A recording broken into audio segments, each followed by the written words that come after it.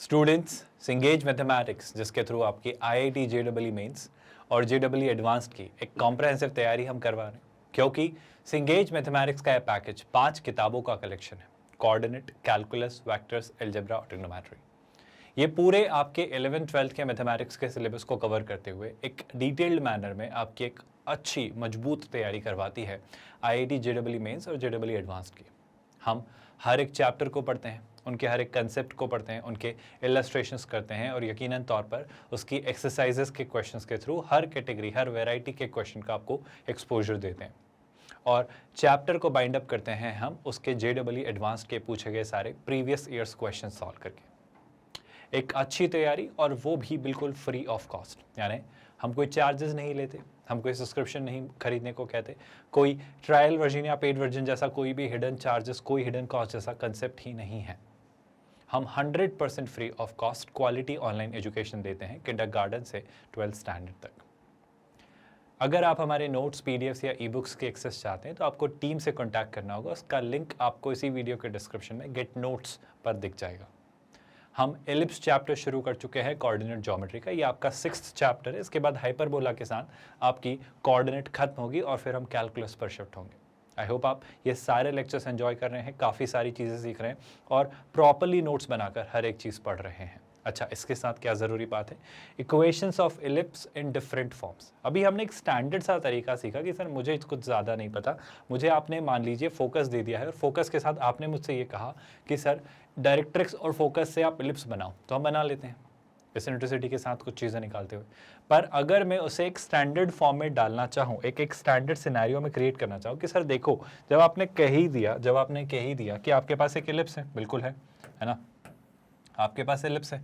मैं आपको बताना चाह रहा हूँ कि अलग अलग तरीकों से कैसे इसकी इक्वेशन बनाई जा सकती है। जैसे कि सर मान लो आपके पास जो ये एलिप्स है, इसका क्लियरली यहाँ कहीं रहा होगा वाई एक्सिस और यहाँ कहीं रहा होगा एक्स एक्सिस, जो कि मैं वाई एक्सिस और एक्सिस कह रहा हूँ, ये टेक्निकली आपके क्या है, मेजर एक्सिस और minor axis. I hope you are realising that. But sir आपने अभी इसे वाई एक्सिस क्यों कहा? मैंने वाई एक्सिस और एक्स एक्सिस इसलिए कहा क्योंकि आप इस बात को बहुत ध्यान से सुनिएगा और समझिएगा, बहुत अच्छे से समझना है इस पॉइंट को कि सर देखो, सीधी सी बात है, अगर ये एक एलिप्स है और मैं जानता हूँ इसका सेंटर यहाँ पर होता है, जिसके रिस्पेक्ट में सब कुछ सिमेट्रिकल होता है, तो क्या मैं ऐसा नहीं कर सकता कि इस एलिप्स को इस तरीके से प्लेस करूँ कि इसका सेंटर ओरिजिन पर आ जाए? उससे फ़ायदा क्या होगा, जब इसका सेंटर ओरिजिन पर आ जाएगा तो आपको ये नज़र आएगा सर कि इसका जो मेजर एक्सिस है ना, वो उसके एक्स एक्सिस पर चला जाएगा और जो इसका माइनर एक्सिस है वो मुझे वाई एक्सिस पर जाता हुआ दिखेगा। इससे सर शायद चीज़ें आसान हो जाएंगी, क्योंकि मैं चीज़ें बहुत अच्छे से देख पाऊंगा, विजुअलाइज कर पाऊंगा, ड्रॉ कर पाऊंगा। जैसे हमने बात की थी कि पैराबोला बहुत तरीकों से बनाए जा सकते थे, पर हम एक स्टैंडर्ड पैराबोला को लेकर चलते रहे, y² = 4ax। मतलब जब भी क्वेश्चन करना हो तो हमने उस स्टैंडर्ड पैराबोला पे सारे रिजल्ट डिराइव किए और उस पर हमने सारी चीज़ें की। वैसे ही मैं यहाँ पर आपसे कहना चाह रहा हूँ कि हम एक स्टैंडर्ड एलिप्स बना लेते हैं, जिसको हम इस तरीके से प्लेस कर लेते हैं उठाकर कि उसका सेंटर ओरिजिन से कोइंसाइड हो जाए, और इस दरमियान हम ये भी इंश्योर कर लेते हैं कि मेजर एक्सिस आपका एक्स एक्सिस बन जाए और माइनर एक्सिस आपका वाई एक्सिस बन जाए। और उससे कई सारी प्रॉब्लम्स बहुत ही सुलझे हुए मैनर में मुझे नजर आएंगी कि सुलझ सकती हैं, ज़्यादा उसमें प्रॉब्लम क्रिएट ही नहीं होगी, बहुत सारी चीज़ें हमारे कंसर्न्स रिजॉल्व हो जाएंगे। आई होप आप आइडिया समझ रहे हो कि ऐसा क्यों कर रहे हैं। अब सीधी सी बात है सर, कहीं ना कहीं फोकस होगी तो यहाँ और यहाँ कहीं ना कहीं हमें फोकस मिल जाएंगे, जो कि हमें एक्स एक्सिस पर ही मिल जाएंगे। उससे फ़ायदा ये हो जाएगा कि वाई कोऑर्डिनेट 0 हो जाएगा। और आप ध्यान से देखो, इस दौरान मुझे ये भी पता चल जाएगा कि आपके मेजर एक्सिस की लेंथ क्या है, बहुत आराम से मुझे दिख रही होगी। ना सिर्फ ये बात, लेकिन मैं इसके साथ साथ आगे जाते जाते माइनर एक्सिस भी तो ढूंढ ही लूंगा। माइनर एक्सिस के भी तो मैं पॉइंट ऑफ इंटरसेक्शन जो है उसकी लेंथ तक जाना मेरे लिए बहुत मुश्किल, बहुत टफ या चैलेंजिंग टास्क नहीं होगा। क्या आप ये बात समझ पा रहे हो? और यकीनन तौर पर ये आपकी क्या रही भाई, फोकस। और सर कितना आसान होगा डायरेक्ट्रिक्स की इक्वेशन लिखना, क्योंकि वो आपके एक्स एक्सिस पर परपेंडिकुलर, एक्स एक्सिस पर तो परपेंडिकुलर रहेंगी और क्लियरली वाई एक्सिस पर पैरेलल होंगी। क्या आप मेरी ये बात समझ पा रहे हो? बहुत आराम से हम चीज़ें बना पाएंगे, ड्रॉ कर पाएंगे, क्रिएट कर पाएंगे और उन्हें अच्छे से हम विजुलाइज कर पाएंगे। तो कितना आसान ये चीज़ें हो जाने वाली। ना सिर्फ ये, बल्कि आप यकीन करिए, इवन आपकी लेटस रैक्टम, जो आपकी लेटस रैक्टम होगी वो क्या होगी सर, फोकस से पास होने वाली लाइन। तो कितनी आसानी से आप इसे देख पाओगे, कितनी आसानी से आप इसे विजुलाइज या चीज़ें समझ पाओगे, क्योंकि ये भी तो बड़ी सिंपल सी स्ट्रेट लाइन है जो कि आपकी क्या होगी, एक्स एक्सिस पर परपेंडिकुलर। तो इस लेटस रैक्टम की लेंथ निकालना भी कितना ईजी हो जाएगा, बशर्ते कब, जब उसके मेजर एक्सिस को एक्स एक्सिस पर ले लिया जाए और उसके माइनर एक्सिस को वाई एक्सिस पर लाया जाए। क्या आपको ये पॉइंट, ये अप्रोच, ये आइडिया क्लियर हो रहा है? यहाँ तक तो कोई डाउट या परेशानी नहीं। बस पहले आज हम इसी बात को कंटिन्यू करके चीज़ें क्रिएट करेंगे, चीज़ें डेवलप करेंगे और देखेंगे कि फोकस कैसे मटेरियलाइज होती है, माइनर एक्सिस, मेजर एक्सिस की लेंथ, लेटस रेक्टम की लेंथ, डायरेक्ट्रिक्स, सब कुछ अच्छे से समझेंगे। कोई डाउट, कोई परेशानी तो नहीं? चलो देखते हैं, ध्यान से देखना, ध्यान से समझना, बहुत सिंपल सी बात है। स्टैंडर्ड इक्वेशन फॉर इलिप्स, मतलब अगर मैं इलिप्स की एक स्टैंडर्ड इक्वेशन क्रिएट करना चाहूँ, बड़ी बेसिक से सिंपल सी स्टैंडर्ड इक्वेशन जिसमें ज़्यादा चीज़ें नहीं सोचनी है।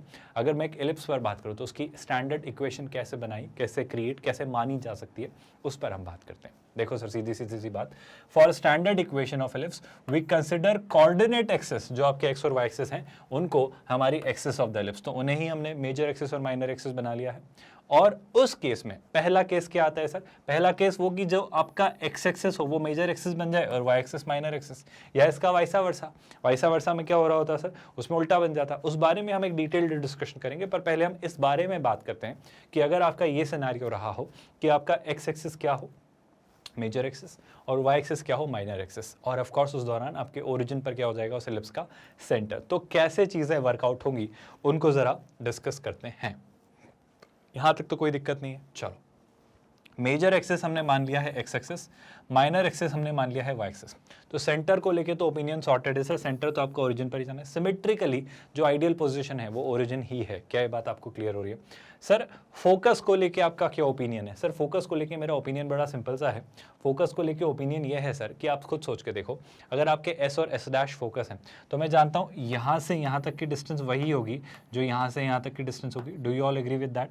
तो सर अगर मैं डिस्टेंस वाइज उस पॉइंट को सी मान लेता हूँ, तो अगर इसके पॉजिटिव एक्स साइड पर अगर वो है c, 0, तो शैल आई से एक्स एक्सिस नेगेटिव साइड पर एस डैश के जो कोऑर्डिनेट हो जाएंगे वो क्या होंगे, -c, 0। अगर हमने उस डिस्टेंस को c माना तो c, 0 और -c, 0। डू यू रियलाइज इतनी आसानी से हम चीज़ें सोच पाएंगे, समझ पाएंगे? इतनी मेहनत नहीं करनी पड़ेगी, मिड पॉइंट जाओ, एसेंट्रिसिटी से रेशो लो, कितनी सारी चीज़ें करनी पड़ रही थी, वो बेशक करेंगे, लेकिन बहुत जल्दी आपके आंसर्स आएंगे, बहुत आराम से आप चीज़ें सोच पाओगे, बहुत ज़्यादा मेहनत नहीं करनी पड़ेगी। क्या आप ये बात समझ पा रहे हो? ठीक है सर। उसके बाद आप क्या करना चाहते हो? तो आई थिंक सर हमने फोकस के कोऑर्डिनेट्स क्या मान लिए, c, 0 और -c, 0, जैसे f1 f2 s1 s2 जो भी आप कहना चाहो, s डैश कुछ भी। और क्लियर सी बात है सर, अगर मैं मानना चाहूँ तो क्या नहीं कह सकता, ध्यान से सुनिएगा और सोच के बोलिएगा कि सर मैं मान लेता हूँ इसने जो मेजर एक्सिस पर आपका पैराबोला इलिप्स ने जो पॉइंट ऑफ इंटरसेक्शन लिया है, इस a के कोऑर्डिनेट्स में a, 0 और इसके a डैश के कोऑर्डिनेट्स से मैं मान लेता हूँ क्या, -a, 0। आई होप ये भी बड़ी सॉर्टेड सी बात है। क्यों सर ऐसा क्यों मान रहे हो? क्योंकि ऑफकोर्स ये जो डिस्टेंस होगी, जितनी डिस्टेंस ही होगी उतनी डिस्टेंस ही होगी। क्या इसे देखकर अगर मैं आपसे पूछूं लेंथ ऑफ मेजर एक्सिस, तो सर ये a डिस्टेंस, ये a डिस्टेंस, तो टोटल डिस्टेंस कितनी, 2a। तो इनकेस अगर मुझसे कोई पूछे मेजर एक्सिस की लेंथ, तो कितना आसान होगा कहना 2a। आप मेरी बातें समझ पा रहे हो? सर उसके लिए ए भी तो पता होना चाहिए। मेरा यकीन करिए आप बहुत आराम से पता कर लेंगे, हम उस बारे में ही बात करने वाले हैं। पर यहाँ तक तो कोई परेशानी नहीं है, यहाँ तक तो चीज़ें समझ आ रही हैं। अब आगे सुनिएगा, एक और कंक्लूजन, क्या ये बात समझ आई ना? अपने मेजर एक्सिस पर जो पॉइंट लिए, according to the definition of ellipse. अब हम डेफिनेशन क्या जानते हैं सर? वही पॉइंट हमारा कि उस एलिप्स पर जो उसके जो पाथ है, जो लोकस है, उस पर लाई करने वाला पॉइंट फोकस से और डायरेक्ट्रिक्स से जो डिस्टेंस मेंटेन करता है उसका रेशियो एसेंट्रिसिटी होती है, उसी पर बात करेंगे, है ना? तो जो पॉइंट है x, y, एक पॉइंट है रैंडम पॉइंट p जो कि आपके एलिप्स पर है, वो क्लियरली ये मेंटेन करेगा। क्या सर? आई होप आप ये बात जानते हो।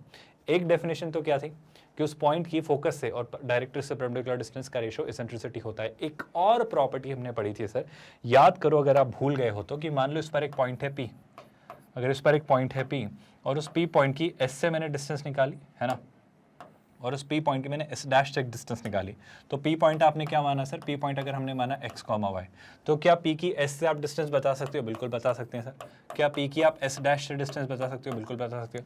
और आप याद करो ये डेफिनेशन बड़ी सिंपल सी थी, उस पॉइंट के डिस्टेंसेस का सम, फोकस से डिस्टेंसेस का सम उसके मेजर एक्सिस की लेंथ के इक्वल होता है, जो कि क्या है, 2a। आई होप ये डेफिनेशन आप नहीं भूले हो, जो कि हमने बहुत अच्छे से, बहुत प्रॉपर्ली प्रूव करते हुए समझी थी। इस प्रॉपर्टी से मैं पहुंचूंगा एलिप्स की एक स्टैंडर्ड इक्वेशन तक, यहां तक तो कोई आपत्ति नहीं है।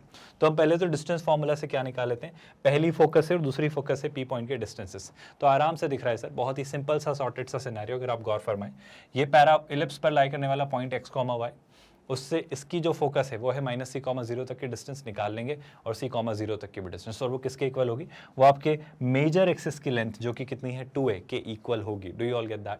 अच्छा सर, एक छोटा सा काम और ये कर लिया कि इस एलिप्स ने जो माइनर एक्सिस पर इंटरसेप्ट्स बनाए हैं, मतलब जहां पर उसने ये जो पॉइंट्स इंटरसेक्ट किए हैं, उनको मैंने मान लिया 0, b और 0, -b। Do you all agree कि ये भी सिमेट्रिकली ही प्लेस्ड होगा? जैसे ये 0, b होगा वैसा का वैसे ये 0, b होगा। Everyone agreeing with that? अब सुनिएगा ध्यान से, काम की बात है ना। अब बहुत क्रूशियल से पॉइंट पर मैं आने वाला हूँ, सुनिएगा। ये सर x, y की c, 0 से डिस्टेंस, ये x, y की -c, 0 से डिस्टेंस, और ये डिस्टेंसेस का सम आपका मेजर एक्सिस की लेंथ 2a के इक्वल होगा। अब फाइनली ये कंक्लूजन मैं निकाल के देना चाह रहा हूँ आपको कि देखो a प्लस बी दिया हुआ है, a प्लस बी से हम a माइनस बी तक आ सकते हैं परफेक्ट स्क्वायर बना के अंडर रूट लेकर, ये बात हमने डिस्कस की है। और फिर फाइनली जब ये पूरा ऑपरेशन आप करते हो, जब सारी प्रक्रिया आप दोहराते हो, ये ऑपरेशन जो फाइनल कंक्लूजन आपको देता है वो ये कि सर ये हमारे लिए जो बात है वो हमें याद रखनी है कि आप फाइनली कंक्लूड कर पा रहे हो कि वो जो x, y पॉइंट है, जो पॉइंट है आपका इस एलिप्स पर, वो कुछ इस कंडीशन को फुलफिल कर रहा है that x² / a² plus y² / b² is equal to 1। यानी ये वही एलिप्स है जिसकी हम बात करते हैं, लेकिन अगर मैंने उसे ओरिजिन पर शिफ्ट कर दिया तो जो बहुत ही अजीबोगरीब एक्सप्रेशन हुआ करता था, जहाँ पे आप उसकी फोकस से डिस्टेंस निकालते थे, फिर उसको एसेंट्रिसिटी इनटू आप उसकी डायरेक्ट्रिक्स से परपेंडिकुलर डिस्टेंस के इक्वल रखते थे, जो कि कई मायनों में बहुत कॉम्प्लिकेटेड सी इक्वेशन हुआ करती थी। उसे कितना आसान, कितना सिंपल, कितना बेसिक बना देता है ये थॉट कि अगर मैं इस एलिप्स को इस तरीके से प्लेस कर लूँ कि उसका सेंटर ओरिजिन पर आ जाए और मेजर एक्सिस और माइनर एक्सिस आपके एक्स एक्सिस और वाई एक्सिस पर कोइंसाइड कर जाए, तो आप इतनी आसानी से इस एलिप्स की इक्वेशन लिख पाते हो क्या, x² / a² plus y² / b² is equal to 1।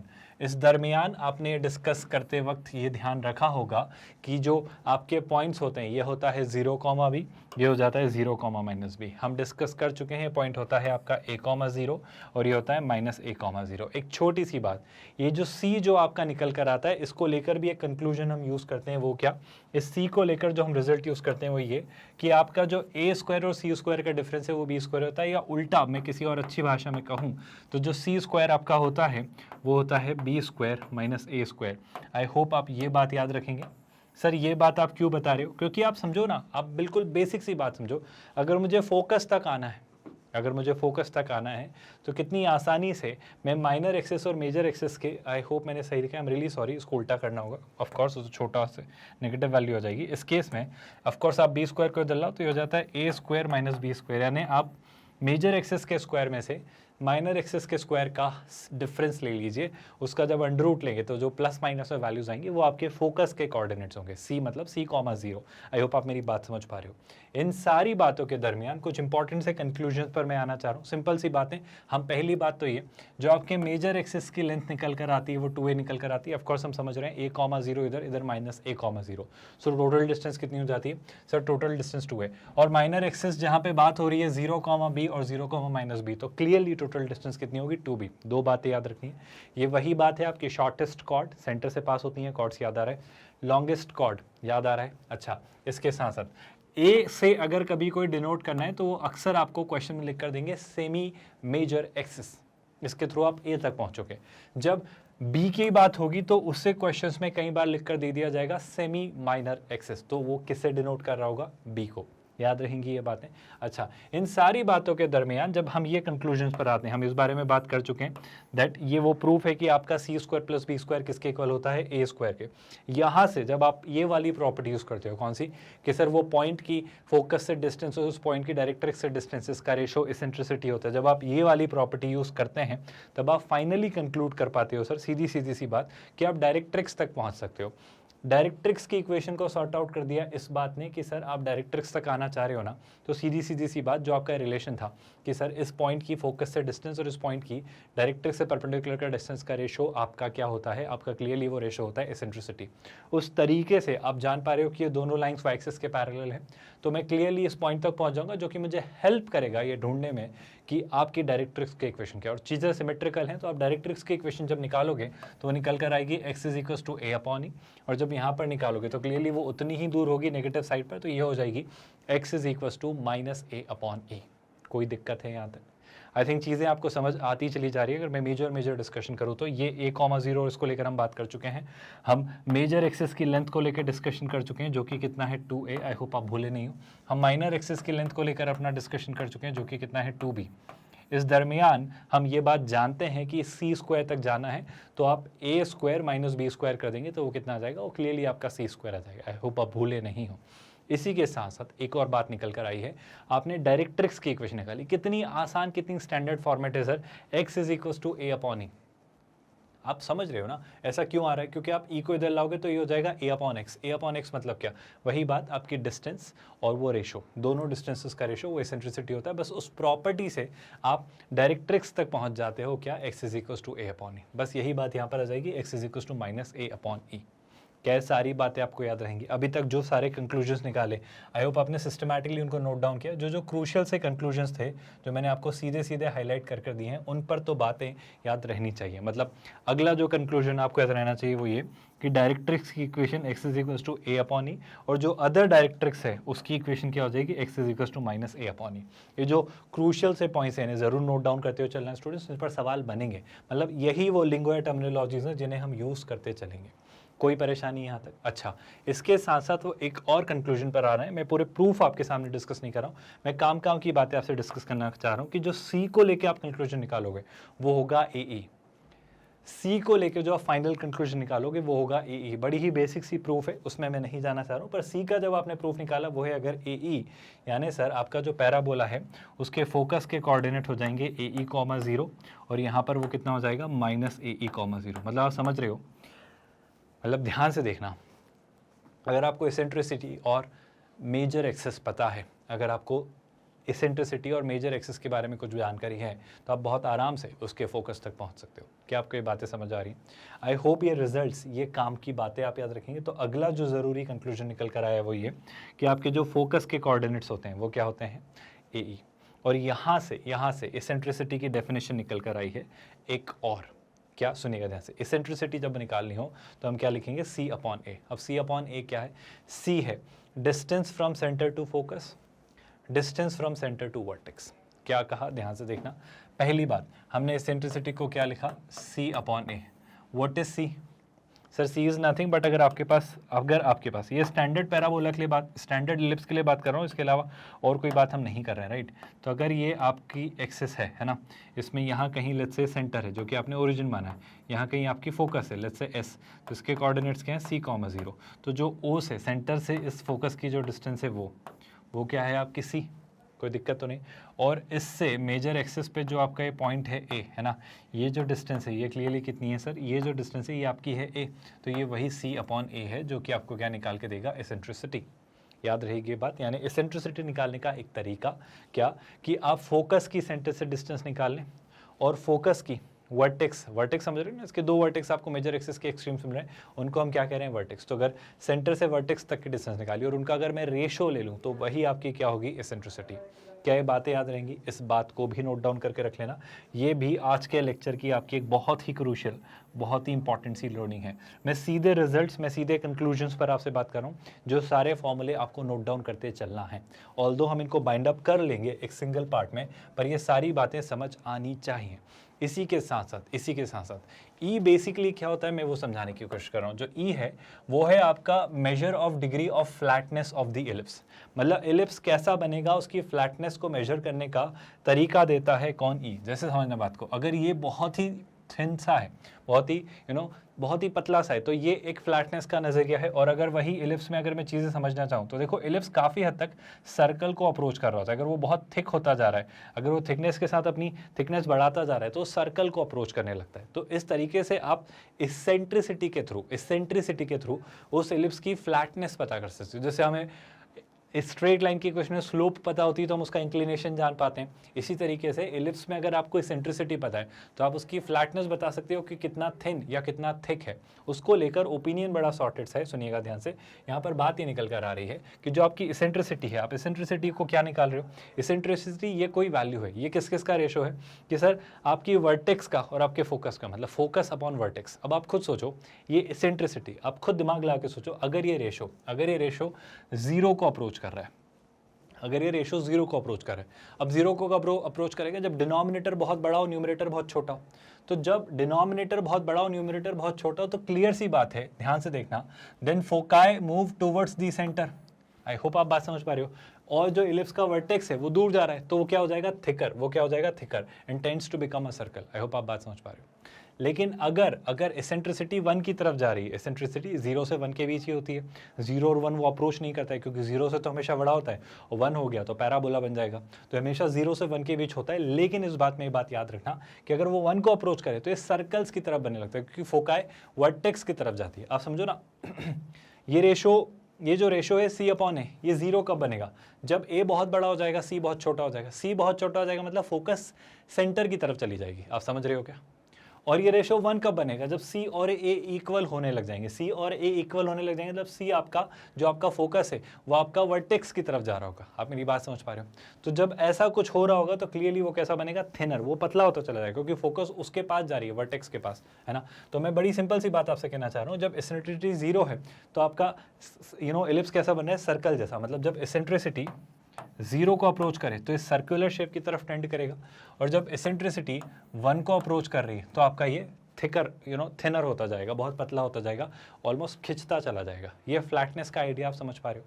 I hope ये बात बहुत कंफ्यूजिंग नहीं है, ये बात आपको समझ आ रही है। ये बात बस इन जनरल याद रखना, याद रखोगे तो चीज़ें और अच्छे से समझ आती रहेंगी, क्लियर होती रहेंगी। हम ये कंक्लूजन देख ही चुके हैं कि a square minus c square b square के इक्वल होता है। ये कंक्लूजन को मैं ऐसे याद रखता हूँ कि सी स्क्वायर जो होता है वो क्या होता है सर, ए स्क्वायर माइनस बी स्क्वायर। मतलब क्लियर सी बात है सर, फोकस के कोऑर्डिनेट्स तक जाना है तो दोनों जो सेमी मेजर एक्सेस है और सेमी माइनर एक्सेस है उनके स्क्वायर्स का आप क्या ले लेना, डिफरेंस। इसके साथ साथ उनका ऑफकोर्स अंडर रूट भी लेना होगा, उनके स्क्वायर्स का डिफरेंस का अंडर रूट, है ना। इसी कंक्लूजन से जब मैं आगे बात करूं तो सर हम सी को कंक्लूड कर चुके हैं। सी क्या होता है आपका, A upon E. I am really sorry, मैंने कुछ गलत लिखा है क्या। सी जो होता है आपका, I am really sorry, A upon E नहीं, ई जो होता है वो सी अपॉन ए होता है, जो सी होता है वो आपका ए ई होता है ना। हम सी को कंक्लूड कर चुके हैं, वो कितना होता है, A E. I am really sorry for that. C को हम जब कंक्लूड कर चुके हैं वो ए ई होता है, और अगर मैं सी की जगह ए ई रिप्लेस करता हूँ, ध्यान से सुना, ये फोकस के कोऑर्डिनेट्स याद करो, ए ई कॉमा 0 याद आ रहा है। तो अगर मैं ए ई यहाँ रिप्लेस करता हूँ तो मैं ए बी और एसेंट्रिसिटी में एक रिलेशनशिप स्टैब्लिश कर सकता हूँ, जो कि ये है, और ये भी आपके बहुत काम आने वाला है, जिस पर क्वेश्चंस बनेंगे। तो एक और कंक्लूजन क्या निकल कर आता है कि आपकी एसेंट्रिसिटी का square 1 minus B square upon A square के इक्वल होता है। आप ये ए ई यहाँ रखिए, आप निकाल लोगे। मेरा कंक्लूजन ये है कि कभी भी एसेंट्रिसिटी निकालनी हो तो हम ये फॉर्मूला अक्सर यूज़ करेंगे, ये फॉर्मूला हम कई दफ़ा यूज़ करेंगे, इसे प्लीज़ याद रखिएगा। बस ऐसा ही फॉर्मूले का एक और वर्जन थोड़ा चेंजेस के साथ हम हाइपरबोला में यूज़ करेंगे। वहाँ भी चीज़ें वैसी हो रही होंगी जैसी लगभग इलिप्स में हो रही है, कुछ माइन्यूट से चेंजेस के साथ। लेकिन यहाँ तक अगर चीज़ें क्लियर हैं तो क्या मैं आगे बढ़ूँ। आई होप आपको ये बात समझ आ रही है। अच्छा, एसेंट्रिसिटी को लेकर मेरा एक और ओपिनियन है, एसेंट्रिसिटी को लेकर मेरा एक और ओपिनियन है। आप देखो, ये एसेंट्रिसिटी है, एसेंट्रिसिटी को क्या मैं ऐसा लिख सकता हूँ, न्यूमरेटर और डिनोमिनेटर दोनों को मैं 2a से मल्टीप्लाई कर दूँ। बिल्कुल कर सकते हो सर, 2a से 2a कैंसिल, ई ही बचा। लेकिन 2AE क्या होगा सर, सोच के देखो ना, फोकस के कोऑर्डिनेट्स क्या होते हैं, फोकस के कोऑर्डिनेट्स क्या होते हैं सर, ये माइनस AE, ये माइनस AE, तो इन दोनों के बीच की डिस्टेंस क्या हो गई, 2AE। तो दोनों फोकाई के बीच की distance 2AE divided by what, divided by 2a, है ना, डिवाइडेड बाय व्हाट, 2a।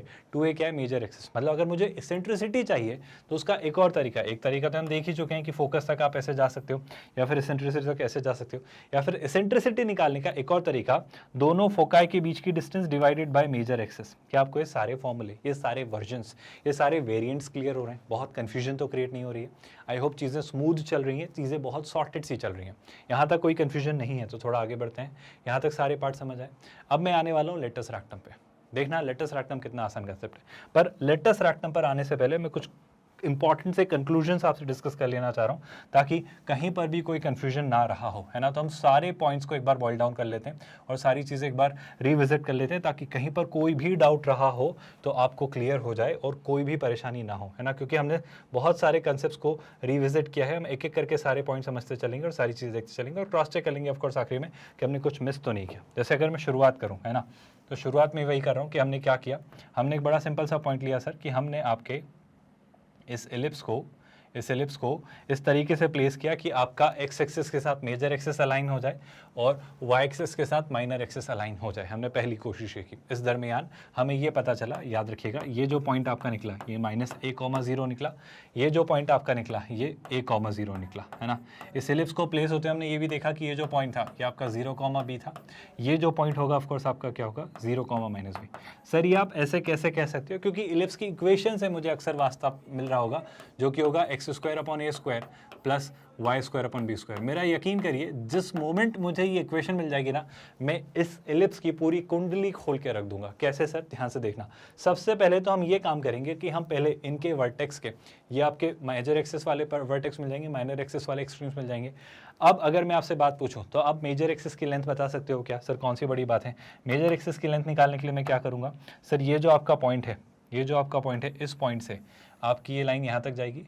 ये जो है आपका, ये क्लियरली क्या रहा सर, ये आपका मेजर एक्सिस हो गया, है ना। ये क्या आ जाता है सर आपका मेजर एक्सिस। और इस मेजर एक्सिस की लेंथ को लेकर, ओपिनियन को लेकर कोई कन्फ्यूजन है क्या? सर नहीं है। ये डिस्टेंस ए है, डिस्टेंस ए है, तो ये टोटल डिस्टेंस कितनी होगी 2a।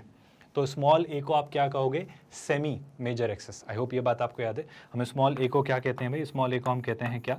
सेमी। अगर कोई भी पार्ट मिस हुआ हो तो यहाँ से आप अच्छे से नोट डाउन कर लेना, कोई कंफ्यूजन नहीं होगी, है ना। सिमिलरली सर अगर मैं आपसे पूछूं, अगर आप यहाँ से ढूंढते हो लाइन को और यहाँ तक लेकर जाते हो, है ना, इस लाइन की अगर मैं आपसे बात करूँ तो ये क्लियरली क्या दिख रही है सर? ये लाइन जो आपकी दिख रही है, मैं इसे डायरेक्ट्रिक्स से कंफ्यूज मत करना, ये आपकी कौन सी लेंथ है? ये क्लियरली सर आपकी लेंथ है कौन सी वाली? माइनर एक्सिस की। So this is called minor axis. क्यों? क्योंकि ये बी है और ये भी है, तो 2b, तो 2b आपकी क्या होगी? माइनर एक्सिस की लेंथ। और यहाँ पर आप देख पा रहे होंगे बड़े आराम से कि सर जो स्मॉल b है उसे आप क्या डिनोट करते हो? उसे आप डिनोट करते हो सेमी माइनर एक्सिस से। कोई दिक्कत तो नहीं है इस बात से? क्या ये बात आप सभी को समझ आई? अब आप क्या कहना चाह रहे हो सर? अब अगर मैं थोड़ा अंदर आऊँ इसके अंदर तो 2-3 बातें। सर इसकी फोकस को लेकर आपका क्या ओपिनियन है? सर फोकस को लेकर मैं तो अब सी वाला पार्ट भूल जाऊंगा, मैं तो उसे e,0 से याद रखूंगा। तो एक फोकाई अगर e,0, दूसरा फोकाई क्या होगा? The another focus is going to be -ae,0. This is going to be -ae,0. Do you all agree with this? Sir इसी के साथ साथ आप भूलिएगा मत कि आपके पास इसके क्या होंगे? इस एलिप्स के डायरेक्ट्रिक्स भी होंगे। इस एलिप्स के डायरेक्ट्रिक्स को लेकर ओपिनियन बड़ा सिंपल सा है, जैसा डायरेक्ट्रिक्स उस तरफ होगा वैसा का वैसा ही इस तरफ होगा। अगर इस तरफ के डायरेक्ट्रिक्स की इक्वेशन लिखूँ तो ये क्या होगी? x = a/e। आई होप आप भूले नहीं हो। और इस तरफ के डायरेक्ट्रिक्स की इक्वेशन जो होगी वो होगी x = -a/e। आई होप सारी चीज़ें सॉर्टेड है, सारी चीज़ें क्लियर होती चली जा रही हैं। अब कुछ इंपॉर्टेंट सी बातों पर मैं आपसे बात करना चाह रहा हूँ, बहुत ध्यान से याद करो। हमने सर यहाँ पर एक इंपॉर्टेंट सी बात ये सीखी थी कि अगर आपको एसेंट्रिसिटी जाननी ही है तो आप क्या करते हो? दोनों फोकस के डिस्टेंस को, दोनों फोकस के बीच के डिस्टेंस को, ये फोकस है ना S और SI, मतलब दोनों जो आपकी फोका हैं वो, और ये ऑफकोर्स आपका मेजर एक्सिस आप इसे खेलो, मतलब अगर यूजुअली वो ना S' वहाँ लेते हैं, S यहाँ लेते हैं, मतलब कोई फर्क नहीं पड़ता इस बात से। बस मान लो ये S है तो ये S' है। मैं पॉजिटिव पार्ट्स को नॉर्मल ले लेता हूँ, नेगेटिव पार्ट के ऊपर डैश लगा देता हूँ, है ना, ऐसा कुछ, है ना। ये ऑफकोर्स मान लो आपका अगर B है तो ये क्या हो जाएगा? B'। क्या यहाँ तक कोई डाउट है? अब सुनिएगा काम की बात। हम ये बात जानते आए हैं सर, अगर इन दोनों के बीच की डिस्टेंस निकालूं तो कितना हो जाएगा? 2ae। उसको अगर मेजर एक्सिस 2a से डिवाइड करें तो क्या मिल जाएगी हमें एसेंट्रिसिटी मिल जाएगी। तो एसेंट्रिसिटी तक पहुंचने के बहुत सारे तरीके हमने देखे, जैसे कि एक तरीका तो क्या, एक तरीका कि दोनों फोकस के बीच की डिस्टेंस को अगर मेजर एक्सिस से डिवाइड किया, है ना, दोनों फोकस के बीच की डिस्टेंसेस को अगर मेजर एक्सिस से डिवाइड किया तो आपको क्या मिल जाएगी? एसेंट्रिसिटी। पहला कंक्लूजन। एक और कंक्लूजन हमने निकाला है, अगर आपको याद आ रहा है तो। कौन सा कंक्लूजन स्टूडेंट्स? याद करो। हम सिंपल सी बात ये जानते हैं कि आपका जो a² - b² होता है वो आपका c² होता है। यानी कि क्या? यानी कि a² - b² जो होता है वो आपके फोकस के इस कोऑर्डिनेट का मतलब स्क्वायर होता है। यानी कि क्या? यानी कि सर आपने ये कंक्लूजन निकाला है कि a² - b² आपका a² × e² होता है। मतलब हम सीधी सी बात इसको ऐसे कहते आए हैं कि अगर मुझे फोकस के कोऑर्डिनेट्स तक जाना है, अगर मुझे फोकस के कोऑर्डिनेट्स तक पहुंचना है तो मैं क्या करूंगा? मैं ये करूंगा कि मैं मेजर एक्सिस और माइनर एक्सिस के हाफ का, मतलब सेमी मेजर एक्सिस और सेमी माइनर एक्सिस के स्क्वायर्स का डिफरेंस लेकर अगर उसका अंडर ले लूँ तो मैं फोकस तक पहुंच सकता हूँ। क्या ये बात आपको याद है? बस इसी से अगर मैं एसेंट्रिसिटी तक आना चाहूँ तो हमने शिफ्टिंग की थी, हमने सीधी सी बात ये की कि हमने इस पार्ट को क्या किया, मैं इस पूरे एक्सप्रेशन को अगर a² से डिवाइड कर दूं तो जो एसेंट्रिसिटी मिलती है वो e² क्या मिलता है? वो मिलता है 1 - b²/a²। मेरा यकीन करिए ये बहुत क्रूशियल फार्मूला है जिसको हम बहुत अधिकतर, कई बार, बहुत बार यूज़ कर रहे होंगे, है ना। तो ये फॉर्मूला, ये रिलेशंस याद रखिएगा, इन पर ही बात बनेगी। बस मैं एक बार क्रॉस चेक कर लेता हूँ कि मैंने कोई इंपॉर्टेंट पार्ट या इंपॉर्टेंट एस्पेक्ट मिस तो नहीं किया। आई थिंक हम ये सारी बातें डिस्कस कर चुके हैं, ये भी हम डिस्कस कर चुके हैं। सी आपका जो ए होता है ये तो हमने डिस्कस किया ही है। हमने मेजर एक्सिस माइनर एक्सिस की लेंथ, आपका डायरेक्ट्रिक्स की इक्वेशन डिस्कस कर ली है, आपके पैराबोला की इक्वेशन तक हम आ चुके थे। तो मेरे ख्याल से मेजरली हमने मोटा मोटा सब कुछ कवर किया। अब मैं आने वाला हूँ लेटस रेक्टम के ऊपर। तो लेटस रेक्टम के बारे में बात करेंगे। आई होप इसमें जो जो भी बातें आपके लिए लिखी गई हैं यहाँ पर, ये सारी चीज़ें आपको क्लियर हैं। और ये सारी बातें हम किसे देख कर कह रहे हैं? ये सारी बातें मैं इसे देख कर कह रहा हूँ, बस इसे देख कर। जैसे ही मैंने इसे देखा, ये सब कुछ मैंने निकाल दिया है। अब ऑफ कोर्स वहाँ न्यूमेरिकली कोई वैल्यू होगी तो आई थिंक जो भी मुझसे पूछेगा मैं निकालूंगा, जहाँ तक भी जैसे भी जाने को कहेगा मैं ढूंढ दूंगा। इस दरमियान इसके हमने दो एक रिजल्ट और निकाले, जिनमें सबसे क्रूशियल रिजल्ट है ये, और एक ये कि सर आपके दोनों फोकस के बीच की डिस्टेंस और मेजर एक्सिस की लेंथ को अगर आप रेशो ले लें तो वो आपको एसेंट्रिसिटी दे देगा। याद रहेगी ये बात। दूसरी बात कि सर ए स्क्वायर माइनस बी स्क्वायर आपका सी स्क्वायर, यानी फोकस के वो जो सी वाला कोऑर्डिनेट है उसके स्क्वायर के इक्वल होता है।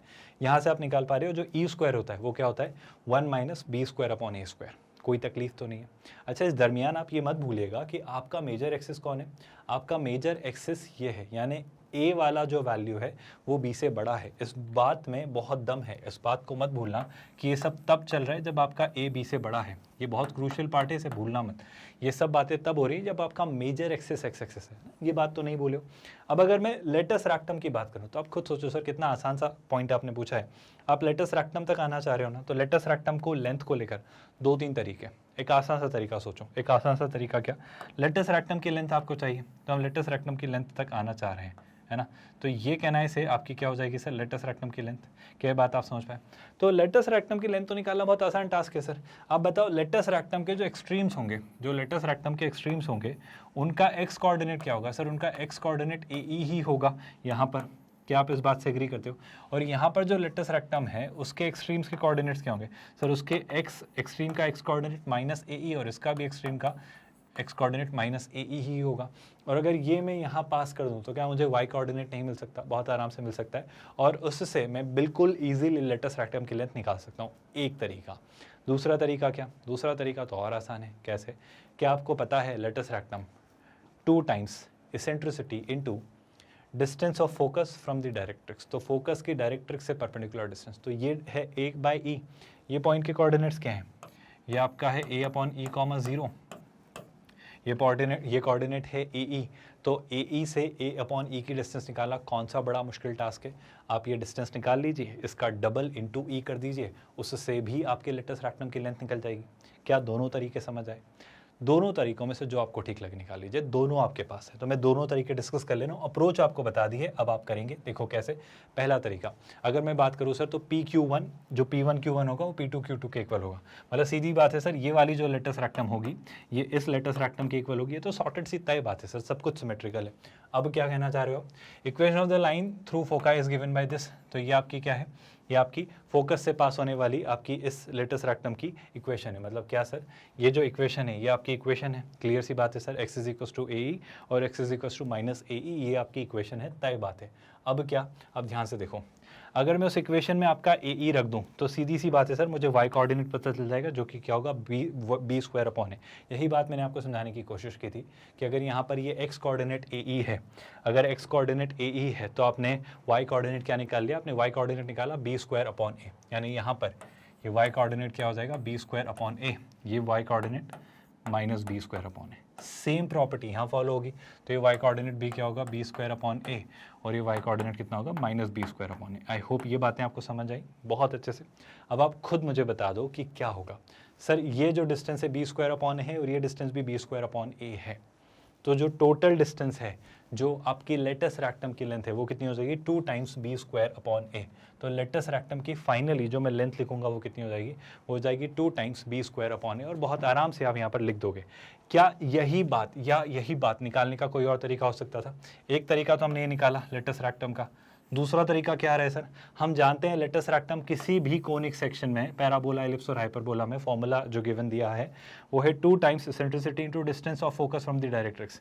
तो आपका ये रहा फोकस, ये रहा डायरेक्ट्रिक्स, दोनों के बीच की ये रही डिस्टेंस, इसेंट्रिसिटी, और ये अब ई ने जब इसे कैंसिल किया तो आपका ये कुछ मिला 2a times 1 minus E square. ई की वैल्यू हम जानते हैं 1 minus B square upon A square, मतलब ई स्क्वायर की वैल्यू वो रिप्लेस की। तो फाइनली ये भी बॉइल डाउन करके ये दे रहा है। तो इस आपके सारे पॉइंट्स में आप एक और क्रूशियल बात ऐड कर लीजिए।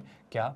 आप एक और क्रूशियल बात ऐड कर लीजिए कि जो आपकी लेटस रेक्टम की लेंथ होती है, जो आपकी लेटस रेक्टम की लेंथ होती है, भूलिएगा मत स्टूडेंट्स, इस बात को याद रखिएगा कि लेटस रेक्टम की जो लेंथ होती है वो होती है 2b स्क्वायर अपॉन ए। ये कुछ बहुत काम के रिजल्ट्स हैं जो आपको इस केस में, इस स्टैंडर्ड केस में याद रखने हैं, जिन पर आपके सवाल बनेंगे, जिन पर आपकी प्रॉपर्टीज बनेंगी। क्या यहाँ तक कोई भी डाउट, कोई भी परेशानी? ये आज हमने सारा बेसिक सा कंक्लूजन किया कि हमने एलिप्स के सेंटर को ओरिजिन पर लेकर आए, मेजर एक्सिस को एक्स एक्सिस पर प्लेस किया, माइनर एक्सिस को वाई एक्सिस पर प्लेस किया। इसका उल्टा करेंगे नेक्स्ट लेक्चर में, मेजर एक्सिस को वाई एक्सिस और माइनर एक्सिस को एक्स एक्सिस। आई होप आप विजुअलाइज कर पा रहे हो, चीज़ें कुछ बड़ी नहीं बदलेंगी, वही सब चीज़ें रहने वाली। पर कैसे इक्वेशन बदल जाएंगी, कैसे डायरेक्ट्रिक्स चेंज हो जाएगी, कैसे फोकस आ जाएगा, क्या रिलेशन निकलेगा, बात करेंगे। पर स्टैंडर्ड जो पैराबोला में हम डिस्कस किया करते थे वाई स्क्वायर 4ax, वैसे ही एलिप्स में जो स्टैंडर्ड इक्वेशन हम यूज़ करेंगे वो होगी X square upon A square plus Y square upon B square, जो कि आपके सामने है। आई थिंक चीज़ें स्मूथ हैं, चीज़ें क्लियर हैं, चीज़ों में कोई परेशानी नहीं है, आपने सारी चीज़ें अच्छे से समझी। ये हम सिंगेज मैथमेटिक्स बुक के थ्रू आपका 11th 12th मैथमेटिक्स का सिलेबस कंप्लीटली कवर करवाते हुए IIT JEE मेंस और JEE एडवांस्ड की आपको तैयारी करवा रहे हैं।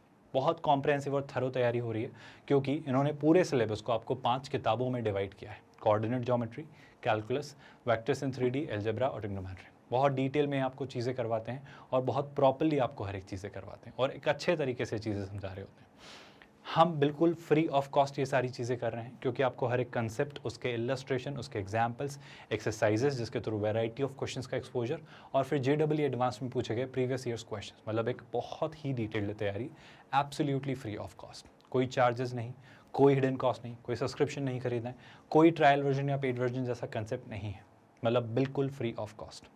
हम किंडरगार्टन से 12th स्टैंडर्ड तक 100% free of cost quality online education deliver करते हैं। इवन आप हमारे नोट्स, PDFs और ई-बुक्स के लिए टीम से कांटेक्ट कर सकते हैं। इसके लिए आपको इसी वीडियो के डिस्क्रिप्शन में दिए गए लिंक गेट नोट्स पर क्लिक करना होगा। वहीं पर आपको एक और लिंक दिखाई देगा, उस पर लिखा होगा फुल प्लेलिस्ट लिंक सिंगेज mathematics for IIT JEE mains and advanced. इसमें आपके सारे वीडियोस आपको सिस्टमैटिकली मिल जाएंगे, जिन्हें आप अच्छे से एक्सेस कर सकते हो। हम डेली आपके लिए 2 लेक्चर्स प्रीमियर करते हैं 9-9:30 इवनिंग के अराउंड। इन्हें आप लाइव भी देख सकते हैं, और कोई भी परेशानी हो तो कमेंट में लिखेगा, हम रिवर्ट करेंगे। आपको महज इतना करना है कि लेक्चर्स प्रॉपर्ली देखना है, कोई भी वीडियो मिस नहीं करना है, सारे लेक्चर्स देखकर प्रॉपर्ली नोट्स बनाने हैं, उन्हें रिवाइज करना है और क्वेश्चंस प्रैक्टिस करना है। यही की है इस एग्ज़ाम को क्रैक करने की।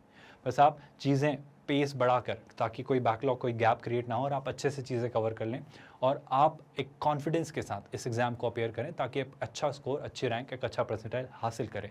ये कोशिश या ये मोटिव, ये इंटेंट हमारा है इन वीडियोज़ के थ्रू। हमारी जो रिक्वेस्ट है वो ये कि जब आप इस प्लेलिस्ट में जाएंगे तो आपको सारे वीडियोस दिख जाएंगे। यही सारी चीज़ें आपको हमारी वेबसाइट magnetbrains.com पर भी रेप्लिकेट होती हुई दिखेंगी, प्रॉपरली अरेंज्ड मैनर में।